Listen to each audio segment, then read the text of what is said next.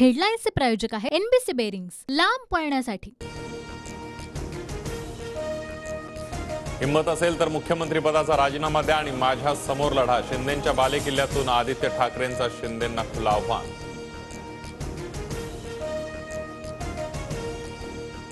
20 मे 2022 ला शिंदे वर्षा बंगल्यावर येऊन रडले होते। आदित्य ठाकरेंकडून मुख्यमंत्री शिंदेंची नक्कल करत टीका।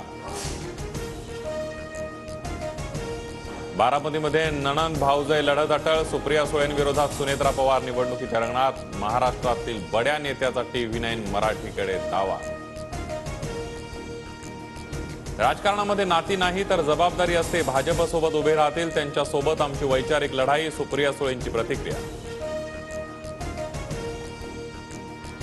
सुनेत्रा पवारांनी निवडणूक लढवावी, मतदारसंघातील अनेक कार्यकर्त्यांचा आग्रह। सुनील तटकरेंची प्रतिक्रिया। तर उमेदवारीबाबत योग्य ती घोषणा करणार तटकरेंची माहिती।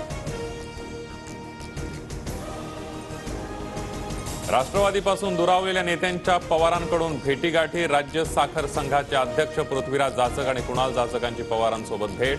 तर सुप्रिया सुळे आणि चंद्रराव तावरेंमध्येही चर्चा।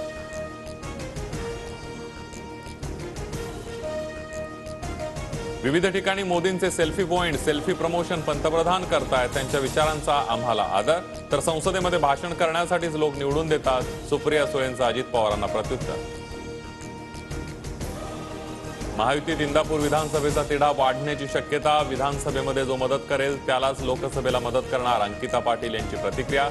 तर नव्या जनरेशनला लगेच उत्तर देण्याचं कारण नाही, अजित पवारांचं प्रत्युत्तर। लातूरमध्ये विलासराव देशमुखांच्या पुतळ्याचं अनावरण। विलासराव देशमुखांवर बोलताना रितेश देशमुख भाऊक। तर आमच्याकडे पाहिलं तर काका पुतण्याचं नातं कसं असावं समजेल, रितेश देशमुखांचं वक्तव्य। काका पुतण्याचं नातं काँग्रेसला धार्जिन, राजकारणामुळे व्यक्तिगत नातं तोडू नये, जयंत पाटलांचं वक्तव्य। तर ज्या परिवारात अविश्वास तिथं काका पुतण्याचं भांडण होणारच, पटोलेंचा अजित पवारांवर निशाणा। 21 तारखेपर्यंत अधिसूचनेची अंमलबजावणी करा, अन्यथा मराठ्यांच्या रोषाला सामोरं जावं लागेल। अजित पवारांनी अधिवेशनामध्ये सगळे सोयऱ्यांबाबतीत बहुमताने मत मांडावं, जरांगे पाटलांची मागणी।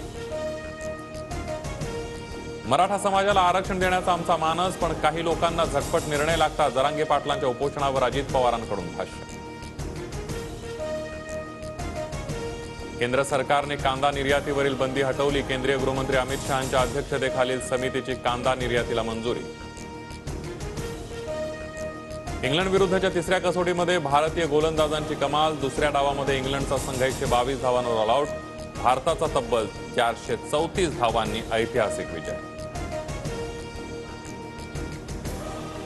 हेडलाईन्सचे प्रायोजक आहे एनबीसी बेरिंग्स, लांब पळण्यासाठी।